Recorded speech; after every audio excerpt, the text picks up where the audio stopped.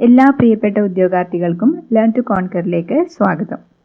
ശാസ്ത്രവുമായി ബന്ധപ്പെട്ട ഏതാനും ചോദ്യങ്ങളും അതോടനുബന്ധിച്ചുള്ള വസ്തുതകളുമാണ് ഇന്നത്തെ വീഡിയോയിൽ ഉൾക്കൊള്ളിച്ചിരിക്കുന്നത്.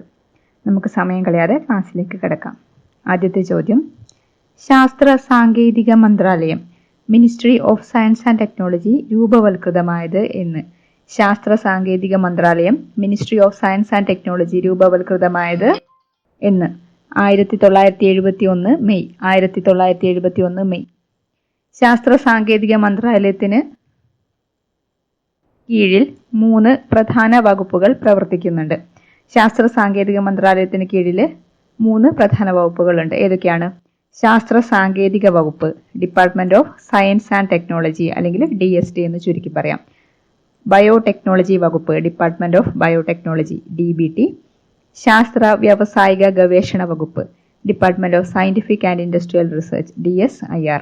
ഏതൊക്കെയാണ് ശാസ്ത്ര സാങ്കേതിക മന്ത്രാലയത്തിന് കീഴിൽ പ്രവർത്തിക്കുന്ന 3 വകുപ്പുകൾ? ശാസ്ത്ര സാങ്കേതിക വകുപ്പ്, ബയോടെക്നോളജി വകുപ്പ്, ശാസ്ത്ര വ്യാവസായിക ഗവേഷണ വകുപ്പ്, department of science and technology, DST, department of biotechnology, DBT, department of scientific and industrial research, DSIR എന്നിവയാണ് ശാസ്ത്ര സാങ്കേതിക മന്ത്രാലയത്തിന് കീഴിൽ പ്രവർത്തിക്കുന്ന 3 പ്രധാന വകുപ്പുകൾ.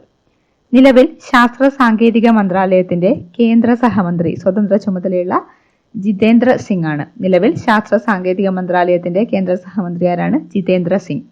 കേന്ദ്ര ഗവൺമെന്റിന്റെ ശാസ്ത്ര ഉപദേഷ്ടാവ്, പ്രിൻസിപ്പൽ സയന്റിഫിക് അഡ്വൈസർ, PSA എന്ന പദവി സൃഷ്ടിച്ചത് 1999 കേന്ദ്ര ഗവൺമെന്റിന്റെ ശാസ്ത്ര ഉപദേഷ്ടാവ് എന്ന പദവി, പ്രിൻസിപ്പൽ സയന്റിഫിക് അഡ്വൈസർ, PSA എന്ന പദവി സൃഷ്ടിച്ചത് 1999 കേന്ദ്ര ഗവൺമെന്റിന്റെ ശാസ്ത്ര ഉപദേഷ്ടാവായി നിയമിതനായ ആദ്യ വ്യക്തി APJ അബ്ദുൽ കലാമാണ്. കേന്ദ്ര ഗവൺമെന്റിന്റെ ശാസ്ത്ര ഉപദേഷ്ടാവായി നിയമിതനായ ആദ്യ വ്യക്തി APJ അബ്ദുൽ കലാമാണ്.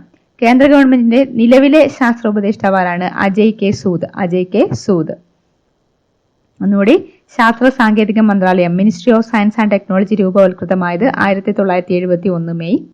ശാസ്ത്ര സാങ്കേതിക മന്ത്രാലയത്തിന് കീഴിൽ 3 പ്രധാന വകുപ്പുകൾ പ്രവർത്തിക്കുന്നുണ്ട്. ശാസ്ത്ര സാങ്കേതിക വകുപ്പ്, department of science and technology, DST, biotechnology വകുപ്പ്, ഡിപ്പാർട്ട്മെന്റ് ഓഫ് ബയോടെക്നോളജി, DBT, ശാസ്ത്ര വ്യാവസായിക ഗവേഷണ വകുപ്പ്, department of scientific and industrial research, DSIR. നിലവിൽ ശാസ്ത്ര സാങ്കേതിക മന്ത്രാലയത്തിന്റെ കേന്ദ്ര സഹമന്ത്രി ജിതേന്ദ്ര സിംഗ് ആണ്. കേന്ദ്ര ഗവൺമെന്റിന്റെ ശാസ്ത്ര ഉപദേഷ്ടാവ്, പ്രിൻസിപ്പൽ സയന്റിഫിക് അഡ്വൈസർ, PSA എന്ന പദവി സൃഷ്ടിച്ചത് 1999 കേന്ദ്ര ഗവൺമെന്റിന്റെ ശാസ്ത്ര ഉപദേഷ്ടാവായി നിയമിതനായ ആദ്യ വ്യക്തി APJ അബ്ദുൽ കലാം. കേന്ദ്ര ഗവൺമെന്റിന്റെ നിലവിലെ ശാസ്ത്ര ഉപദേഷ്ടാവ് അജയ് കെ സൂദ് ആണ്. നാഷണൽ റിമോട്ട് സെൻസിംഗ് സെന്റർ സ്ഥിതി ചെയ്യുന്നത് എവിടെ? നാഷണൽ റിമോട്ട് സെൻസിംഗ് സെന്റർ സ്ഥിതി ചെയ്യുന്നത് എവിടെ? ഹൈദരാബാദ് ആണ്. നാഷണൽ റിമോട്ട് സെൻസിംഗ് ഏജൻസി സ്ഥാപിതമായ വർഷം 1974. നാഷണൽ റിമോട്ട് സെൻസിംഗ് ഏജൻസി സ്ഥാപിതമായ വർഷം 1974. National remote sensing agency national remote sensing centre എന്ന് പുനർനാമകരണം ചെയ്യപ്പെട്ട വർഷം 2008. National remote sensing agency national remote sensing centre എന്ന് പുനർനാമകരണം ചെയ്യപ്പെട്ട വർഷമാണ് 2008. ഇന്ത്യൻ ഇൻസ്റ്റിറ്റ്യൂട്ട് ഓഫ് റിമോട്ട് സെൻസിംഗിന്റെ ആസ്ഥാനം. ഇന്ത്യൻ ഇൻസ്റ്റിറ്റ്യൂട്ട് ഓഫ് റിമോട്ട് സെൻസിംഗിന്റെ ആസ്ഥാനം എവിടെയാണ്? ഡെറാഡൂൺ. സ്ഥാപിതമായത് 1966. ഇന്ത്യൻ ഇൻസ്റ്റിറ്റ്യൂട്ട് ഓഫ് റിമോട്ട് സെൻസിംഗിന്റെ ആസ്ഥാനം ഡെറാഡൂൺ. സ്ഥാപിതമായത് 1966. നാഷണൽ റിമോട്ട് സെൻസിംഗ് സെന്റർ സ്ഥിതി ചെയ്യുന്നത് എവിടെയെന്ന് ചോദിച്ചു കഴിഞ്ഞാൽ ഹൈദരാബാദാണ്. Indian institute of space science and technology, IIST സ്ഥിതി ചെയ്യുന്നത് Valiyamala, Thiruvananthapuram. Indian institute of space science and technology, IIST സ്ഥിതി ചെയ്യുന്നത് വലിയമല, തിരുവനന്തപുരം. സ്ഥാപിതമായതെന്നാണ് 2007 സ്ഥാപിതമായത്. ഒന്നുകൂടി: നാഷണൽ റിമോട്ട് സെൻസിംഗ് സെന്റർ സ്ഥിതി ചെയ്യുന്നത് Hyderabad. National remote sensing agency സ്ഥാപിതമായ വർഷം 1974. National remote sensing agency national remote sensing centre എന്ന് പുനർനാമകരണം ചെയ്യപ്പെട്ട വർഷം 2008. ഇന്ത്യൻ ഇൻസ്റ്റിറ്റ്യൂട്ട് ഓഫ് റിമോട്ട് സെൻസിംഗിന്റെ ആസ്ഥാനം ഡെറാഡൂൺ. സ്ഥാപിതമായത് 1966. Indian institute of space science and technology, IIST സ്ഥിതി ചെയ്യുന്നത് വലിയമല, തിരുവനന്തപുരം. സ്ഥാപിതമായതെന്നാണ് 2007. അടുത്ത ക്വസ്റ്റ്യൻ: റേഡിയോ ശാസ്ത്രത്തിന്റെ പിതാവ് എന്നറിയപ്പെടുന്ന ഇന്ത്യൻ ശാസ്ത്രജ്ഞൻ ആര്? റേഡിയോ ശാസ്ത്രത്തിന്റെ പിതാവ് എന്നറിയപ്പെടുന്ന ഇന്ത്യൻ ശാസ്ത്രജ്ഞൻ ജഗദീഷ് ചന്ദ്ര ബോസ്. സസ്യങ്ങൾക്കും ജീവനുണ്ടെന്ന് തെളിയിച്ച ശാസ്ത്രജ്ഞനാണ് ജഗദീഷ് ചന്ദ്രബോസ്. സസ്യങ്ങൾക്കും ജീവനുണ്ടെന്ന് തെളിയിച്ച ശാസ്ത്രജ്ഞനാണ് ജഗദീഷ് ചന്ദ്രബോസ്. സസ്യങ്ങളുടെ വളർച്ച മനസ്സിലാക്കാൻ സഹായിക്കുന്ന ക്രെസ്കോഗ്രാഫ് എന്ന ഉപകരണം കണ്ടെത്തിയ ശാസ്ത്രജ്ഞനാണ് ജഗദീഷ് ചന്ദ്രബോസ്. സസ്യങ്ങളുടെ വളർച്ച മനസ്സിലാക്കാൻ സഹായിക്കുന്ന ക്രെസ്കോഗ്രാഫ് എന്ന ഉപകരണം കണ്ടെത്തിയ ശാസ്ത്രജ്ഞനാണ് ജഗദീഷ് ചന്ദ്രബോസ്. ശാസ്ത്ര വിഷയങ്ങളിൽ നോബൽ സമ്മാനം ലഭിക്കുന്ന ആദ്യ ഏഷ്യക്കാരനാരാണ്? CV രാമൻ. ശാസ്ത്ര വിഷയങ്ങളിൽ നോബൽ സമ്മാനം ലഭിക്കുന്ന ആദ്യ ഏഷ്യക്കാരൻ CV രാമൻ. രാമൻ പ്രഭാവം, രാമൻ എഫക്ട് എന്ന കണ്ടെത്തലിനാണ് 1930 ഭൗതിക ശാസ്ത്ര നോബൽ CV രാമന് ലഭിച്ചത്. രാമൻ പ്രഭാവം, രാമൻ എഫക്ട് എന്ന കണ്ടെത്തലിനാണ് 1930 ഭൗതിക ശാസ്ത്ര നോബൽ സമ്മാനം ആർക്ക് ലഭിച്ചത്? CV രാമന് ലഭിച്ചത്. 1928 രാമൻ ഇഫക്റ്റ് കണ്ടുപിടിച്ചതിന്റെ സ്മരണയ്ക്കായി എല്ലാ വർഷവും ഫെബ്രുവരി 28 ഇന്ത്യ ദേശീയ ശാസ്ത്ര ദിനമായി ആചരിക്കുന്നു. 1928 രാമൻ ഇഫക്റ്റ് കണ്ടുപിടിച്ചതിന്റെ സ്മരണയ്ക്കായി എല്ലാ വർഷവും ഫെബ്രുവരി 28 ഇന്ത്യ ദേശീയ ശാസ്ത്ര ദിനമായി ആചരിക്കുന്നു. ഇത് പ്രീവിയസ് ക്വസ്റ്റ്യൻ ആണ്. ദേശീയ ശാസ്ത്ര ദിനം ചോദിച്ചിട്ടുണ്ട് ഫെബ്രുവരി 28. ഇന്ത്യൻ ആണവശാസ്ത്രത്തിന്റെ പിതാവ് ഹോമി ജഹാംഗീർ ഭാഭ. ഇന്ത്യൻ ആണവശാസ്ത്രത്തിന്റെ പിതാവ് ഹോമി ജഹാംഗീർ ഭാഭ. അറ്റോമിക് എനർജി കമ്മീഷന്റെ ആദ്യ ചെയർമാൻ ആരാണ്? ഹോമി ജഹാംഗീർ ഭാഭ. അറ്റോമിക് എനർജി കമ്മീഷന്റെ ആദ്യ ചെയർമാൻ ഹോമി ജഹാംഗീർ ഭാഭ. ഇന്ത്യൻ ബഹിരാകാശ ഗവേഷണത്തിന്റെ പിതാവ്. ഇന്ത്യൻ ബഹിരാകാശ ഗവേഷണത്തിന്റെ പിതാവ് ഡോക്ടർ വിക്രം സാരാഭായി. ഡോക്ടർ വിക്രം സാരാഭായി. ISROയുടെ ആദ്യ ചെയർമാൻ. ISROയുടെ ആദ്യ chairman doctor Vikram Sarabhai. Doctor Vikram Sarabhai. Doctor Vikram സാരാഭായിയുടെ ജന്മദിനമായ ഓഗസ്റ്റ് 12 ഇന്ത്യൻ റിമോട്ട് സെൻസിംഗ് ദിനമായി ആചരിക്കുന്നത്. ഡോക്ടർ വിക്രം സാരാഭായിയുടെ ജന്മദിനമായ ഓഗസ്റ്റ് 12 ഇന്ത്യൻ റിമോട്ട് സെൻസിംഗ് ദിനമായി ആചരിക്കുന്നത്. Jawaharlal Nehru centre for advanced scientific റിസർച്ചിന്റെ സ്ഥാപകൻ, JNCASRന്റെ സ്ഥാപകൻ Chintamani Nagesa Ramachandra Rao, CNR Rao. Jawaharlal Nehru centre for advanced scientific റിസർച്ചിന്റെ സ്ഥാപകൻ ചിന്താമണി നാഗേശ രാമചന്ദ്ര റാവു, CNR റാവു. JNCASR സ്ഥാപിതമായ വർഷം. JNCASR സ്ഥാപിതമായ വർഷം 1989. ആസ്ഥാനം Bengaluru. 1989 Jawaharlal Nehru centre for advanced scientific research സ്ഥാപിതമായത്. ആസ്ഥാനം ബംഗളൂരു ആണ്. CNR റാവുവിന് പരമോന്നത സിവിലിയൻ ബഹുമതിയായ ഭാരതരത്നം ലഭിച്ച വർഷം. CNR റാവുവിന് പരമോന്നത സിവിലിയൻ ബഹുമതിയായ ഭാരതരത്നം ലഭിച്ച വർഷം 2014. ഒന്നുകൂടി. റേഡിയോ ശാസ്ത്രത്തിന്റെ പിതാവ് എന്നറിയപ്പെടുന്ന ഇന്ത്യൻ ശാസ്ത്രജ്ഞൻ ജഗദീഷ് ചന്ദ്രബോസ്. സസ്യങ്ങൾക്കും ജീവനുണ്ടെന്ന് തെളിയിച്ച ശാസ്ത്രജ്ഞൻ ജഗദീഷ് ചന്ദ്രബോസ്. സസ്യങ്ങളുടെ വളർച്ച മനസ്സിലാക്കാൻ സഹായിക്കുന്ന ക്രെസ്കോഗ്രാഫ് എന്ന ഉപകരണം കണ്ടെത്തിയ ശാസ്ത്രജ്ഞൻ ജഗദീഷ് ചന്ദ്രബോസ്.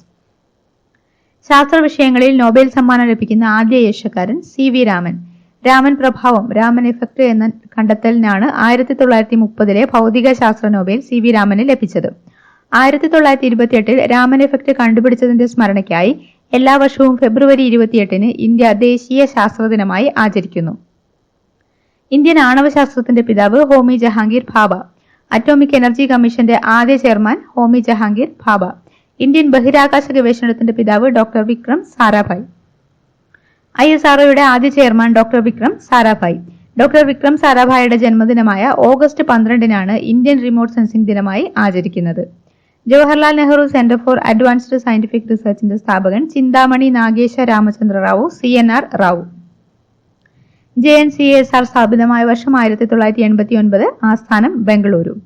CNR റാവുവിന് പരമോന്നത സിവിലിയൻ ബഹുമതിയായ ഭാരതരത്നം ലഭിച്ച വർഷം 2014. അടുത്ത question. Satish Dhawan space centre സ്ഥിതി ചെയ്യുന്നത് ഇവിടെ. സതീഷ് ധവാൻ സ്പേസ് സെന്റർ സ്ഥിതി ചെയ്യുന്നത് ആന്ധ്രാപ്രദേശ്. ഇന്ത്യൻ സ്പേസ് റിസർച്ച് ഓർഗനൈസേഷന്റെ കീഴിലുള്ള പ്രധാന ഉപഗ്രഹ വിക്ഷേപണ കേന്ദ്രമാണ് Satish Dhawan space centre. Indian space research ഓർഗനൈസേഷന്റെ കീഴിലുള്ള പ്രധാന ഉപഗ്രഹ വിക്ഷേപണ കേന്ദ്രം Satish Dhawan space centre. Satish Dhawan space centre പ്രവർത്തനം ആരംഭിച്ച വർഷം 1971. സതീഷ് ധവാൻ സ്പേസ് സെന്റർ പ്രവർത്തനം ആരംഭിച്ച വർഷം 1971. സതീഷ് ധവാൻ സ്പേസ് സെന്റർ സ്ഥിതി ചെയ്യുന്നത് ശ്രീഹരിക്കോട്ട, ആന്ധ്രാപ്രദേശ്. സതീഷ് ധവാൻ സ്പേസ് സെന്റർ സ്ഥിതി ചെയ്യുന്നത് ശ്രീഹരിക്കോട്ട, ആന്ധ്രാപ്രദേശ്. ശ്രീഹരിക്കോട്ടയിലെ റോക്കറ്റ് വിക്ഷേപണ കേന്ദ്രത്തിന് സതീഷ് ധവാൻ ബഹിരാകാശ കേന്ദ്രം എന്ന് പുനർനാമകരണം ചെയ്യപ്പെട്ട വർഷം. ശ്രീഹരിക്കോട്ടയിലെ റോക്കറ്റ് വിക്ഷേപണ കേന്ദ്രത്തിന് സതീഷ് ധവാൻ ബഹിരാകാശ കേന്ദ്രം എന്ന് പുനർനാമകരണം ചെയ്യപ്പെട്ട വർഷം 2002. നിലവിൽ സതീഷ് ധവാൻ സ്പേസ് സെന്ററിന്റെ ഡയറക്ടർ എ രാജരാജൻ. ഇന്ത്യയിലെ ആദ്യ റോക്കറ്റ് വിക്ഷേപണ കേന്ദ്രം തുമ്പ തിരുവനന്തപുരം. തുമ്പ ഇക്വറ്റോറിയൽ റോക്കറ്റ് വിക്ഷേപണ കേന്ദ്രത്തെ TERLS വിക്രം സാരാഭായിയുടെ സ്മരണാർത്ഥം വിക്രം സാരാഭായ് സ്പേസ് സെന്റർ എന്ന് പുനർനാമകരണം ചെയ്തു. തുമ്പ ഇക്വറ്റോറിയൽ റോക്കറ്റ് വിക്ഷേപണ കേന്ദ്രത്തെ വിക്രം സാരാഭായിയുടെ സ്മരണാർത്ഥം വിക്രം സാരാഭായ് സ്പേസ് സെന്റർ എന്ന് പുനർനാമകരണം ചെയ്തു. തുമ്പയിൽ നിന്ന് ആദ്യമായി വിക്ഷേപിക്കപ്പെട്ട റോക്കറ്റ് നൈക് അപ്പാച്ചെ 1963 നവംബർ 21. തുമ്പയിൽ നിന്ന് ആദ്യമായി വിക്ഷേപിക്കപ്പെട്ട റോക്കറ്റ് ഏതാണ്? Nike Apache. എന്നാണ് 1963 November 21. Space science and technology centre SSTC സ്ഥാപിതമായ വർഷം 1965. തുമ്പയിൽ space science and technology centre സ്ഥാപിതമായ വർഷം 1965. തുമ്പ റോക്കറ്റ് വിക്ഷേപണ കേന്ദ്രത്തെ ഐക്യരാഷ്ട്രസഭയ്ക്ക് സമർപ്പിച്ചത് 1968 ഫെബ്രുവരി 2. തുമ്പ റോക്കറ്റ് വിക്ഷേപണ കേന്ദ്രത്തെ ഐക്യരാഷ്ട്രസഭയ്ക്ക് സമർപ്പിച്ചത് 1968 ഫെബ്രുവരി 2. നിലവിലെ VSSC director S. Unnikrishnan Nair.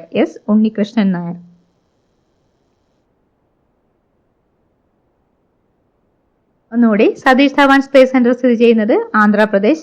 Indian space research ഓർഗനൈസേഷന്റെ കീഴിലുള്ള പ്രധാന ഉപഗ്രഹ വിക്ഷേപണ കേന്ദ്രം Satish Dhawan space centre.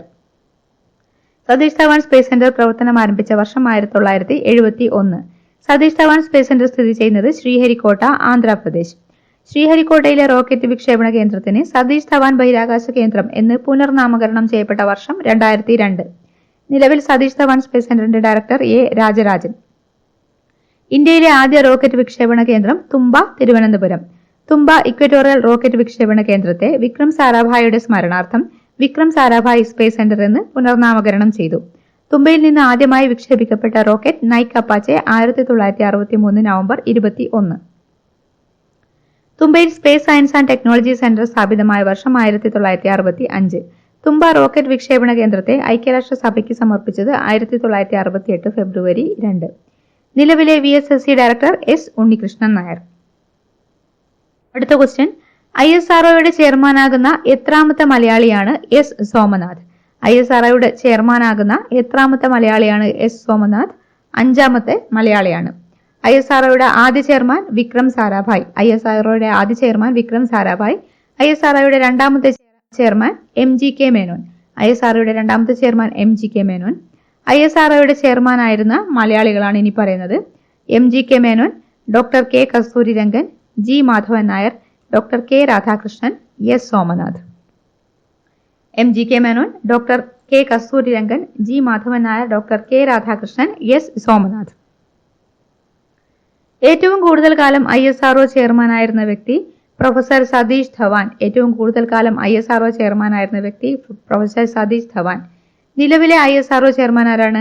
S. Somanath. നിലവിലെ ISRO chairman S. Somanath. ISRO ചെയർമാനാകുന്ന 10ാമത്തെ വ്യക്തിയാണ് S. സോമനാഥ്. ISRO ചെയർമാനാകുന്ന 10ാമത്തെ വ്യക്തിയാണ് S. സോമനാഥ്. 5ാമത്തെ മലയാളിയാണ്. ഒന്നുകൂടി, ISROയുടെ ചെയർമാനാകുന്ന എത്രാമത്തെ മലയാളിയാണ് S. സോമനാഥ്? 5ാമത്തെ. ISROയുടെ ആദ്യ ചെയർമാൻ വിക്രം സാരാഭായ്. ISROയുടെ രണ്ടാമത്തെ ചെയർമാൻ MGK മേനോൻ. ISROയുടെ ചെയർമാനായിരുന്ന മലയാളികൾ MGK Menon, Kasturirangan, G. Madhavan Nair, doctor K. Radhakrishnan, S. Somanath. ഏറ്റവും കൂടുതൽ കാലം ISRO ചെയർമാനായിരുന്ന വ്യക്തി പ്രൊഫസർ സതീഷ് ധവാൻ. നിലവിലെ ISRO chairman S. Somanath. ISRO ചെയർമാനാകുന്ന 10ാമത്തെ വ്യക്തിയാണ് S. സോമനാഥ്. ലൈൻ ഉപയോഗിച്ച് കമ്പ്യൂട്ടറുകൾ തമ്മിൽ വിനിമയം നടത്താൻ സഹായിക്കുന്ന ഇലക്ട്രോണിക് ഉപകരണം ഏത്? ടെലിഫോൺ ലൈൻ ഉപയോഗിച്ച് കമ്പ്യൂട്ടറുകൾ തമ്മിൽ വിനിമയം നടത്താൻ ഉപയോഗിക്കുന്ന ഇലക്ട്രോണിക് ഉപകരണം ഏത്? മോഡം. മോഡുലേറ്റർ, ഡീമോഡുലേറ്റർ എന്നതിന്റെ ചുരുക്കരൂപമാണ് മോഡം. മോഡുലേറ്റർ, ഡീമോഡുലേറ്റർ എന്നതിന്റെ ചുരുക്കരൂപമാണ് മോഡം. ടെലിഫോൺ ലൈൻ വഴി വിവരങ്ങൾ അയക്കുകയും സ്വീകരിക്കുകയും ചെയ്യുന്നതിന്റെ വേഗത്തെ അടിസ്ഥാനമാക്കിയാണ് മോഡത്തിന്റെ വേഗം നിർണ്ണയിക്കുന്നത്. ടെലിഫോൺ ലൈനുകൾ വഴി വിവരങ്ങൾ അയക്കുകയും സ്വീകരിക്കുകയും ചെയ്യുന്നതിന്റെ വേഗത്തെ അടിസ്ഥാനമാക്കിയാണ് മോഡത്തിന്റെ വേഗം നിർണ്ണയിക്കുന്നത്. മോഡത്തിന്റെ വേഗം അളക്കുന്നത് ബിറ്റ്സ് പെർ സെക്കൻഡിലാണ് മോഡത്തിന്റെ വേഗം അളക്കുന്നത്. കമ്പ്യൂട്ടറിൽ നിന്ന് സ്വീകരിക്കുന്ന ഡിജിറ്റൽ സിഗ്നലിനെ ടെലിഫോൺ ലൈനിലൂടെ കടന്നുപോകാനായി മോഡം അനലോഗ് സിഗ്നലാക്കി മാറ്റുന്നതാണ് മോഡുലേഷൻ. കമ്പ്യൂട്ടറിൽ നിന്ന് വരുന്നത് ഡിജിറ്റൽ സിഗ്നലാണ്. നമുക്കറിയാം അല്ലെ, കമ്പ്യൂട്ടറിൽ നിന്ന് വരുന്നതാണ് ഡിജിറ്റൽ സിഗ്നലാണ്. ഈ ഡിജിറ്റൽ സിഗ്നലിനെ മോഡം എന്ത് ചെയ്യുന്നു? അനലോഗ് സിഗ്നലാക്കി മാറ്റുന്നു. എന്തിനു വേണ്ടിയാണ്? ടെലിഫോൺ ലൈനിലൂടെ കടന്നു പോകുന്നത് അനലോഗ് സിഗ്നൽസ് ആണ്. അതുകൊണ്ട് കമ്പ്യൂട്ടറിൽ നിന്ന് സ്വീകരിക്കുന്ന ഡിജിറ്റൽ സിഗ്നലിനെ ടെലിഫോൺ ലൈനിലൂടെ കടന്നു പോകാനായിട്ട് മോഡം അനലോഗ് സിഗ്നലാക്കി മാറ്റുന്നു. ഈ പ്രോസസ്സാണ് മോഡുലേഷൻ. ടെലിഫോൺ ലൈനിലൂടെ വരുന്ന അനലോഗ് സിഗ്നലിനെ ഡിജിറ്റൽ സിഗ്നലാക്കി പരിവർത്തനം ചെയ്ത് കമ്പ്യൂട്ടറിലേക്ക് നൽകുന്നതാണ് ഡീമോഡുലേഷൻ. ടെലിഫോൺ ലൈനിലൂടെ വരുന്നത് അനലോഗ് സിഗ്നലാണ്. ഈ അനലോഗ് സിഗ്നലിനെ കമ്പ്യൂട്ടറിലേക്ക് നൽകുന്നതിന് മുമ്പ് അതിനെ മോഡം എന്ത് ചെയ്യുന്നു? ഡിജിറ്റൽ സിഗ്നലാക്കി മാറ്റുന്നു. കമ്പ്യൂട്ടറിന് ഡിജിറ്റൽ സിഗ്നൽസ് മാത്രമേ മനസ്സിലാവുകയുള്ളൂ. അതുകൊണ്ട് ടെലിഫോൺ ലൈനിൽ നിന്ന് വരുന്ന അനലോഗ് സിഗ്നൽസിനെ കമ്പ്യൂട്ടറിലേക്ക് വേണ്ട ഡിജിറ്റൽ സിഗ്നലാക്കി മോഡം പരിവർത്തനം ചെയ്യുന്നു. ഇതാണ് ഡീമോഡുലേഷൻ എന്ന് പറയുന്നത്. ഒന്നുകൂടി, ടെലിഫോൺ ലൈൻ ഉപയോഗിച്ച് കമ്പ്യൂട്ടറുകൾ തമ്മിൽ വിനിമയം നടത്താൻ സഹായിക്കുന്ന ഇലക്ട്രോണിക് ഉപകരണം മോഡം. മോഡുലേറ്റർ, ഡീമോഡുലേറ്റർ എന്നതിന്റെ ചുരുക്ക രൂപമാണ് മോഡം. ടെലിഫോൺ ലൈൻ വഴി വിവരങ്ങൾ അയക്കുകയും സ്വീകരിക്കുകയും ചെയ്യുന്നതിന്റെ വേഗത്തെ അടിസ്ഥാനമാക്കിയാണ് മോഡത്തിന്റെ വേഗം നിർണ്ണയിക്കുന്നത്. മോഡത്തിന്റെ വേഗം അളക്കുന്നത് ബിറ്റ്സ് പെർ സെക്കൻഡിലാണ്. കമ്പ്യൂട്ടറിൽ നിന്ന് സ്വീകരിക്കുന്ന ഡിജിറ്റൽ സിഗ്നലിനെ ടെലിഫോൺ ലൈനിലൂടെ കടന്നുപോകാനായി മോഡം അനലോഗ് സിഗ്നലാക്കി മാറ്റുന്നതാണ് മോഡുലേഷൻ. ടെലിഫോൺ ലൈനിലൂടെ വരുന്ന അനലോഗ് സിഗ്നലിനെ ഡിജിറ്റൽ സിഗ്നലാക്കി പരിവർത്തനം ചെയ്ത് കമ്പ്യൂട്ടറിലേക്ക് നൽകുന്നതാണ് ഡീമോഡുലേഷൻ. ഗാർഹിക വിനോദോപകരണങ്ങളിലെ റിമോട്ടുകൾ, കോഡ്ലെസ് മൗസ് എന്നിവയിൽ ഉപയോഗിക്കുന്ന തരംഗങ്ങൾ ഏവ? ഗാർഹിക വിനോദോപകരണങ്ങളിലെ റിമോട്ടുകൾ, കോഡ്ലെസ് മൗസ് എന്നിവയിൽ ഉപയോഗിക്കുന്ന തരംഗങ്ങൾ ഏവ? ഇൻഫ്രാറെഡ് തരംഗങ്ങൾ. സംപ്രേഷണത്തിന് ഉപയോഗിക്കുന്നവയും 300 GHz മുതൽ 400 THz വരെ ആവൃത്തിയുള്ളവയുമാണ് ഇൻഫ്രാറെഡ് തരംഗങ്ങൾ. ഹ്രസ്വദൂര സംപ്രേഷണത്തിന് ഉപയോഗിക്കുന്നവയും ചെറിയ ദൂരത്തിലുള്ള സംപ്രേഷണത്തിന് ഉപയോഗിക്കുന്നവയും 300 GHz മുതൽ 400 THz വരെ ആവൃത്തിയുള്ളവയുമാണ് ഏത്? ഇൻഫ്രാറെഡ് തരംഗങ്ങൾ. ആപ്ലിക്കേഷനുകളെ നിയന്ത്രിക്കാനും വിലയിരുത്താനും വിവിധ തരത്തിലുള്ള വയർലെസ് വിവരവിനിമയത്തിനും ഇൻഫ്രാറെഡ് തരംഗങ്ങളെ ഉപയോഗിക്കുന്നു. ആപ്ലിക്കേഷനുകളെ നിയന്ത്രിക്കാനും വിലയിരുത്താനും വിവിധ തരത്തിലുള്ള വയർലെസ് വിവരവിനിമയത്തിനും ഇൻഫ്രാറെഡ് തരംഗങ്ങളെ ഉപയോഗിക്കുന്നു. ഇൻഫ്രാറെഡ് തരംഗങ്ങൾക്ക് ഖരപദാർത്ഥങ്ങളെ മറികടക്കാനുള്ള കഴിവില്ല. 2 ഉപകരണങ്ങൾക്ക് മാത്രമേ ഒരു സമയത്ത് വിവരവിനിമയം നടത്താൻ സാധിക്കൂ. ഇൻഫ്രാറെഡ് തരംഗങ്ങൾക്ക് ഒരു ഖരപദാർത്ഥം ഇന്റർമീഡിയറ്റ് ആയിട്ട് വന്നു കഴിഞ്ഞാൽ അതിനെ മറികടക്കാനുള്ള കഴിവ് ഇല്ല. 2 ഉപകരണങ്ങൾക്ക് മാത്രമേ ഒരേ സമയത്ത് വിവരവിനിമയം നടത്താൻ സാധിക്കൂ. ഇൻഫ്രാറെഡ് തരംഗങ്ങൾ വഴി നടക്കുന്നത് നേർരേഖയിലുള്ള വിവരവിനിമയമായതിനാൽ വിവരങ്ങൾ ചോർത്തപ്പെടുന്നില്ല. ഇൻഫ്രാറെഡ് തരംഗങ്ങൾ വഴി നടക്കുന്നത് നേർരേഖയിലുള്ള വിവരവിനിമയമായതിനാൽ എന്ത് സംഭവിക്കുന്നു? വിവരങ്ങൾ ചോർത്തപ്പെടുന്നില്ല. ഒന്നുകൂടി, ഗാർഹിക വിനോദോപകരണങ്ങളിലെ റിമോട്ടുകൾ, കോഡ്ലെസ് മൗസ് എന്നിവയിൽ ഉപയോഗിക്കുന്ന തരംഗങ്ങൾ ഏവ? ഇൻഫ്രാറെഡ് തരംഗങ്ങൾ. ഹ്രസ്വദൂര സംപ്രേഷണത്തിന് ഉപയോഗിക്കുന്നവയും 300 GHz മുതൽ 400 THz വരെ ആവൃത്തിയുള്ളവയുമാണ് ഇൻഫ്രാറെഡ് തരംഗങ്ങൾ. ആപ്ലിക്കേഷനുകളെ നിയന്ത്രിക്കാനും വിലയിരുത്താനും വിവിധ തരത്തിലുള്ള വയർലെസ് വിവരവിനിമയത്തിനും ഇൻഫ്രാറെഡ് തരംഗങ്ങളെ ഉപയോഗിക്കുന്നു. ഇൻഫ്രാറെഡ് തരംഗങ്ങൾക്ക് ഖരപദാർത്ഥങ്ങളെ മറികടക്കാനുള്ള കഴിവില്ല. 2 ഉപകരണങ്ങൾക്ക് മാത്രമേ ഒരു സമയത്ത് വിവരവിനിമയം നടത്താൻ സാധിക്കൂ. ഇൻഫ്രാറെഡ് തരംഗങ്ങൾ വഴി നടക്കുന്നത് നേർരേഖയിലുള്ള വിവരവിനിമയം ആയതിനാൽ വിവരങ്ങൾ ചോർത്തപ്പെടുന്നില്ല. ഇത്രയാണ് ഈ ഒരു ക്ലാസ്സിൽ ഉൾക്കൊള്ളിച്ചിരിക്കുന്നത്. ക്ലാസ്സിനെ കുറിച്ചുള്ള നിങ്ങളുടെ അഭിപ്രായങ്ങൾ കമന്റ് ചെയ്യുക. ക്ലാസ്സുകൾ ഇഷ്ടമാവുകയാണെങ്കിൽ ചാനൽ സബ്സ്ക്രൈബ് ചെയ്യുക. നമുക്ക് മറ്റൊരു ക്ലാസ്സുമായിട്ട് വീണ്ടും കാണാം. Thank you for watching.